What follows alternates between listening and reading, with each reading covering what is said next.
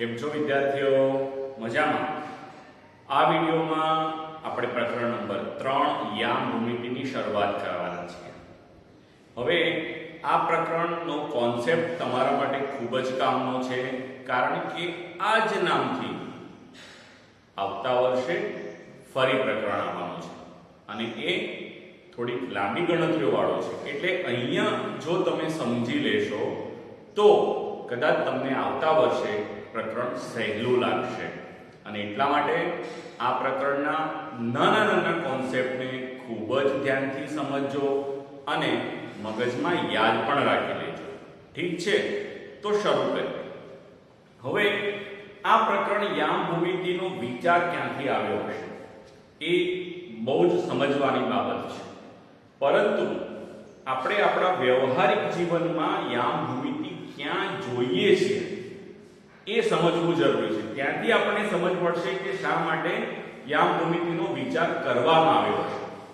હવે તમારામાંથી બધા જ મિત્રોએ મૂવી અવશ્ય જોઈ હશે થિયેટરમાં, બરાબર ને? હવે થિયેટરમાં તમે જ્યારે પણ મૂવીની ટિકિટ ખરીદો છો ત્યારે તમને ટિકિટ કંઈક વિશિષ્ટ રીતે આપવામાં આવે છે. તમે નોંધ્યું હશે, ન નોંધ્યું હોય તો ફરીવાર જ્યારે જાઓ ત્યારે અવશ્ય નોંધજો કે ટિકિટમાં તમારો સીટ ક્રમ કેવી રીતે નોંધેલો છે. જરા જોઈએ. માની લો કે મને ટિકિટમાં A5 આવું લખીને આપ્યું છે. હવે આપણે પ્રશ્ન થાય કે સીટ નંબર આપવામાં આલ્ફાબેટની શું જરૂર છે? બરાબર છે? તો એનો વિચાર એવું કેમ કર્યું એના માટે એક આપણે આકૃતિ દોરી એમાંથી સમજ મેળવીએ. માની લો કે આ તમારો થિયેટરનો સ્ક્રીન છે, બરાબર? અને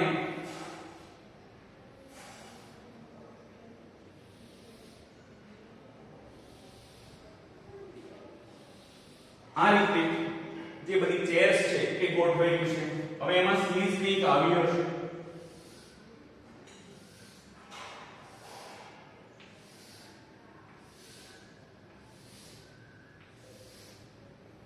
હવે તમે જુઓ કે આ પ્રત્યેક સીટ નંબર 1 હશે, આ પ્રત્યેક સીટ નંબર 2 હશે, આ પ્રત્યેક સીટ નંબર 3 4 5 6 7 8 આવી રીતે ચાલશે. અને અહીંયા A B C D E આવી રીતે દર્શાવવામાં આવે છે.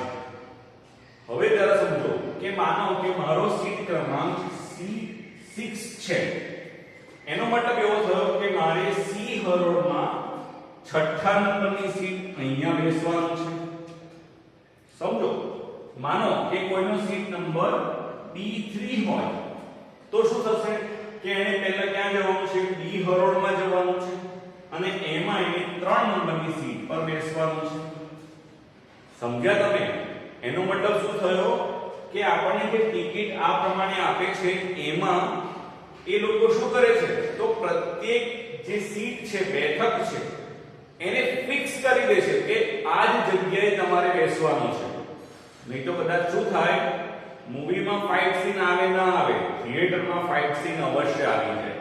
હા, એ ટાળવા માટે જ આ પદ્ધતિનો ઉપયોગ કરવામાં આવે છે કે જેમાં તમારા હરોળ અને સ્તંભ બંનેના અલગ અલગ રેફરન્સ સંદર્ભ આપવામાં આવેલા હોય છે, જેના કારણે આપણે આપણી સીટ મેળવવામાં કોઈ તકલીફ પડતી નથી અને આપણે કોઈની સાથે ઝઘડવું પણ પડતું નથી.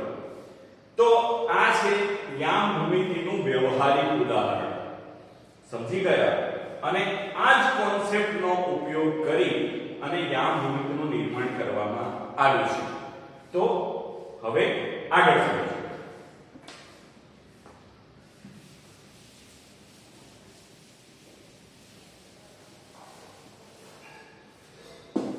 તો યામ ભૂમિતિ ખરા અર્થમાં સમતલ પરના કોઈ પણ બિંદુનું સ્થાન નક્કી કરવા માટે એનો ઉપયોગ કરવામાં આવતો હતો. તો એનો ઉપયોગ ક્યાં થતો હતો એ નોંધી લઈએ. સમતલ પરના કોઈ પણ બિંદુનું સ્થાન નક્કી કરવા માટે નાની જરા સમજ પણ મેળવીએ.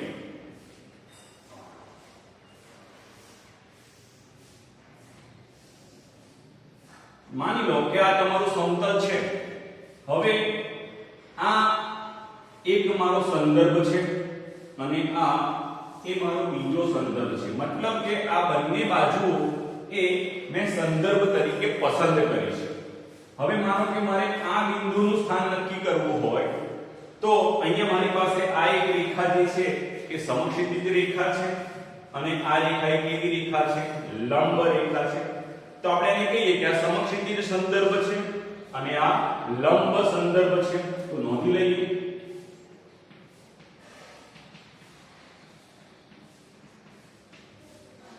ઠીક છે. અને અહીંયા આપણે લખીશું લંબ સંદર્ભ. હવે તમે જુઓ તો આ બિંદુ સમક્ષિતિજ સંદર્ભ અને લંબ સંદર્ભથી કેટલા અંતરે છે એ જો આપણે શોધી કાઢીએ તો આપણને આ બિંદુનું સ્થાન નક્કી કરવામાં સરળતા થાય. ખરું કે નહીં? એટલે આપણે આવું કરીશું એટલે આ બિંદુનું આપણે સ્થાન નક્કી કરી શકાશે. એ જ રીતે જો આ બિંદુ P પસંદ કરવામાં આવે તો એ સમક્ષિતિજ સંદર્ભથી કેટલા અંતરે છે અને લંબ સંદર્ભથી કેટલા અંતરે છે તે નક્કી કરીશું તો આપણે P બિંદુનું પણ સ્થાન મળશે.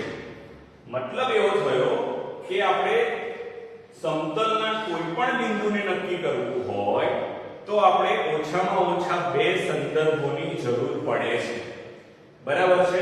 અને આ બંને સંદર્ભ તરીકે આપણે રેખા જ પસંદ કરીશું. બરાબર? કારણ કે હંમેશા રેખા એ સીધી હશે, વાંકી ચૂકી નહીં હોય અને એટલા માટે આપણે બે રેખાઓના મદદથી આપણે કોઈ પણ બિંદુનું આપણે સ્થાન નક્કી કરી શકીશું. અને આ જ વિચાર, આ બે રેખાઓના વિચારથી યામ ભૂમિતિનું નિર્માણ જે ગણિતશાસ્ત્રીએ કર્યું તે હતા રેને દકાર્તે. હવે રેને દકાર્તે શું કર્યું? તો એમણે આ બે રેખાઓ જે લીધી, સમક્ષિતિજ રેખા અને લંબ રેખા, આ બંને રેખાઓ એકબીજાને કાટખૂણે છેદે છે, પરસ્પર એકબીજાને લંબ છે, એ વિચારનો ઉપયોગ કર્યો અને પછી એમાંથી યામ ભૂમિતિનું નિર્માણ થયું. કેવી રીતે થયું? ચલો સમજીએ. તો માની લો કે મારી આ સમક્ષિતિજ રેખા છે. હવે તમે સૌ જાણો છો કે રેખા ઉપર તો અસંખ્ય બિંદુઓ હશે, પણ આપણે એને આવી લખીશું કે 0 હંમેશા જમણી બાજુ શું આવશે? 1 2 3 આપણે એની રીતે ધન પૂર્ણાંક સંખ્યા મળશે અને ડાબી બાજુ આપણને -1 -2 -3 એવી સંખ્યાઓ મળશે. એની સાથે લંબ રેખાની વાત કરીએ તો અહીંયા આગળ 0 આવશે, ઉપર 1 2 3, નીચે -1 -2 -3 આવું થશે. બરાબર ને? હવે બંને છે તો સંખ્યા રેખા છે, પણ એક સંખ્યા રેખા કેવી છે? સમક્ષિતિજ સંખ્યા રેખા છે અને બીજી સંખ્યા રેખા કેવી છે? લંબ સંખ્યા રેખા છે. અને બંને સંખ્યા રેખાઓમાં આપણે સામાન્ય બિંદુ તરીકે 0 ને પસંદ કરીએ છીએ. હવે જરા જોજો.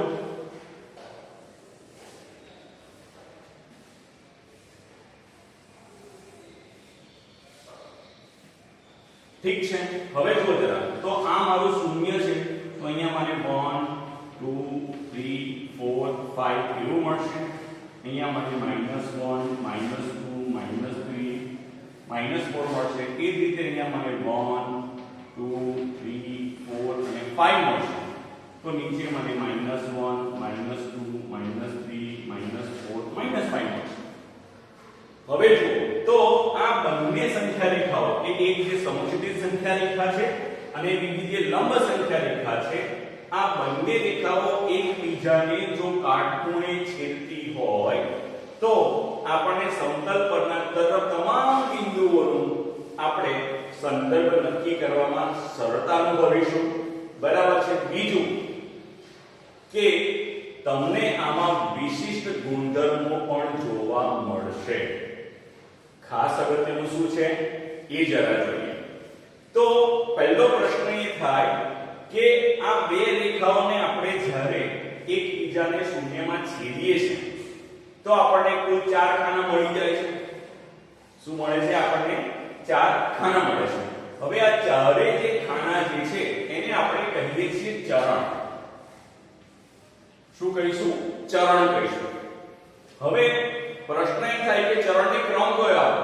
ચરણ આપણે 1 2 3 4 આપી શકીએ, પણ 1 2 3 4 કેવી રીતે લેવાના છે? તો એના માટે ખાસ અગત્યનું છે આ લંબ રેખા. એને જરા જુઓ કે પહેલા આપણી સમક્ષિતિ રેખા આવી હતી. હવે શું કર્યું આપણે કે ધન સંખ્યાઓ ક્યાં લઈ ગયા છે? ઉપર લઈ ગયા છે. એટલે કે આપણે આ સમક્ષિતિ રેખાને 90 ડિગ્રીએ ઊભી કરી દીધી છે, પણ કઈ બાજુ? ઉપરની તરફ ગયા છે. એટલે કે આપણે ક્રમ આમ આપવાનો છે, ઘડિયાળની વિરુદ્ધ દિશામાં આપણે ક્રમ આપવાનો છે. તો આ થશે તમારું પ્રથમ ચરણ, ત્યારબાદ આવશે આ બીજું ચરણ, ત્યારબાદ આવશે આ ત્રીજું ચરણ અને છેલ્લે આવશે આ ચોથું ચરણ. તો આ પ્રથમ ચરણ, બીજું ચરણ, ત્રીજું ચરણ અને ચોથું ચરણ. હવે આ ચરણની વિશેષતા શું છે એની પણ વાત કરીએ. તો તમે જોશો કે આ ચરણ નંબર પહેલામાં કોઈ પણ બિંદુને પસંદ કરવામાં આવે. માની લો કે હું એક બિંદુ પસંદ કરું છું, તો અહીંયાથી મારો આ સંદર્ભ શું હશે? y અક્ષનો ઉપરનો પાર્ટ હશે. તે જ રીતે x અક્ષનો જમણી બાજુનો પાર્ટ હશે. હવે તમે જુઓ તો y અક્ષના ઉપરના ભાગમાં આપણે ધન સંખ્યાઓ આપી છે. તે જ રીતે x અક્ષમાં શૂન્યની જમણી બાજુ પણ ધન સંખ્યાઓ છે. મતલબ કે આ બિંદુના બંને આધાર તરીકે જે અક્ષો છે એમના યામ હંમેશા કેવા હશે? ધન હશે, એટલે કે પ્લસ પ્લસ હશે. તે જ રીતે જો ચરણ નંબર 2 ની વાત કરીએ, ઠીક છે. હવે તમને પ્રશ્ન થશે કે જ્યારે ચરણમાં આપણે યામની ચિહ્ન નક્કી કરવા છે તો સંદર્ભ તરીકે કોને પહેલા લેવા? તો ખરા આપણી પાસે પહેલા સમક્ષિતિજ રેખા હતી અને પછી આપણે એમાંથી લંબ રેખા લાવેલા. એટલે કે પહેલા સમક્ષિતિજ રેખા તરીકે આપણે જેને અક્ષ માનીએ છીએ, અક્ષ કોણ છે? x અક્ષ, અને આ કોણ છે? y અક્ષ છે. તો એનો મતલબ એવો થયો કે આપણે સમક્ષિતિજ રેખા પરનો x અક્ષનો યામ પહેલા લેવાનો છે અને પછી લંબ રેખાનો જે યામ છે તે પછી લેવાનો છે. તો પહેલા આપણે x અક્ષ તરીકે અહીંયા શું મળે છે? માઈનસ મળે છે અને y માં કેવા મળે છે? પ્લસ. એટલે કે ચરણ બીજામાં જે પણ બિંદુ હશે તેના યામ હંમેશા પહેલા માઈનસ અને પછી પ્લસ, કારણ કે માઈનસ x અક્ષમાંથી આવે છે અને પ્લસ ક્યાંથી આવે છે? y અક્ષમાંથી આવે છે. તે જ રીતે ચરણ નંબર 3 ની વાત કરીએ તો શું થશે? તો પહેલા x અક્ષમાંથી માઈનસ સાઈન આવશે અને y અક્ષમાંથી પણ માઈનસ સાઈન આવશે. તો અહીંયા આપણે નક્કી કરી શકીશું કે બીજા ચરણમાં જે પણ બિંદુ હશે તેના યામના ચિહ્નો હંમેશા માઈનસ માઈનસ જ હશે. તે જ રીતે ચરણ નંબર 4 ની વાત કરીએ તો x અક્ષમાંથી પહેલા આપણને પ્લસ સાઈન મળશે અને ત્યારબાદ y અક્ષમાંથી શું મળશે? આપણને માઈનસ સાઈન મળશે. તો આ રીતે ચારે ચરણમાં બિંદુઓના યામ શું હશે તે પણ આપણે નક્કી કરી શકીએ. બરાબર છે? પ્લીઝ આટલું નોંધી લો, પછી આગળની વાત.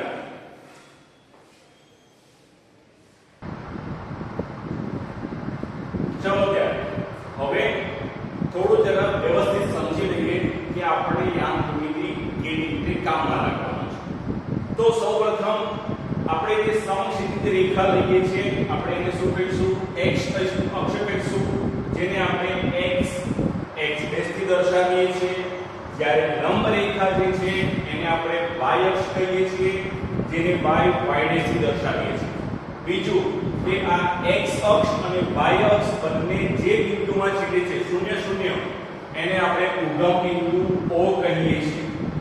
એનો મતલબ કે આપણને કિરણ OX ધન સંખ્યાઓ મળશે, કિરણ OX ડેશ એ ઋણ સંખ્યાઓ મળશે, કિરણ OY એ પણ ધન સંખ્યાઓ મળશે અને કિરણ OY ડેશ એ આપણે ઋણ સંખ્યાઓ મળશે. બરાબર? બીજું આપણે સમજી ગયા કે આપણે ચરણને હંમેશા ઘડિયાળના કાંટાની વિરુદ્ધ દિશામાં દર્શાવવાના છે. એટલે કે અહીંયા પ્રથમ ચરણ આવશે, અહીંયા બીજું ચરણ, ત્રીજું ચરણ અને ચોથું ચરણ. બીજું આપણે એ પણ સમજી ગયા કે પ્રથમ ચરણમાં જે પણ બિંદુ છે તેના યામ હંમેશા પ્લસ પ્લસ મળશે, જેમાં પહેલી જે પ્લસ સાઇન છે એ x અક્ષને રિલેટેડ છે અને બીજી જે સાઇન છે એ y અક્ષમાંથી આવે છે. તો અહીંયા પણ એવું થશે કે પહેલું જે માઈનસ સાઇન છે ત્યાંથી આવે છે, x અક્ષમાંથી આવે છે અને બીજું y અક્ષમાંથી આવે છે, માટે બીજા ચરણના યામ આપણને માઈનસ પ્લસ મળશે. તે જ રીતે ચરણ નંબર ત્રીજામાં આપણે ચિહ્ન નક્કી કરવા માંગીએ તો આપણે એના યામ આપણને માઈનસ માઈનસ સાઇન વાળા મળશે. તે જ રીતે ચોથા ચરણમાં જોઈએ તો આપણને પ્લસ માઈનસ સાઇન મળશે.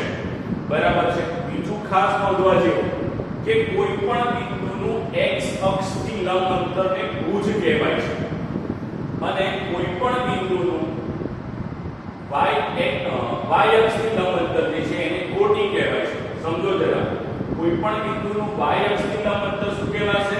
કોટી કહેવાશે. એટલે કે આપણે એને કહીશું x યામ. ઠીક છે. અને કોઈ પણ બિંદુનું x અક્ષથી લંબ અંતર એને આપણે કહીશું y યામ. એનો મતલબ એવો થયો કે ભારતીય સંસ્કૃતિના ગણિત પ્રમાણે આપણે કોઈ પણ બિંદુનો યામ કોટી અને ભુજથી દર્શાવીશું. કોટી એટલે કોણ? x યામ અને ભુજ એટલે કોણ? y યામ. અને આ x અને y એ વૈશ્વિક પદ્ધતિ છે અને અત્યારે આપણે હાલમાં વૈશ્વિક પદ્ધતિને અનુસરીએ છીએ, પણ ઘણીવાર પરીક્ષામાં તમને આના સ્વરૂપમાં પણ ખાલી જગ્યા પૂછી શકાય. એટલા માટે મેં આ વસ્તુ અહીંયા આગળ સમજાવી છે. નેક્સ્ટ વિડિયોમાં આપણે બિંદુને કેવી રીતે ચરણોમાં દર્શાવીશું તેની વાત કરીશું અને એક બે વિશિષ્ટ દાખલાની પણ વાત કરીશું. ત્યાં સુધી આવજો.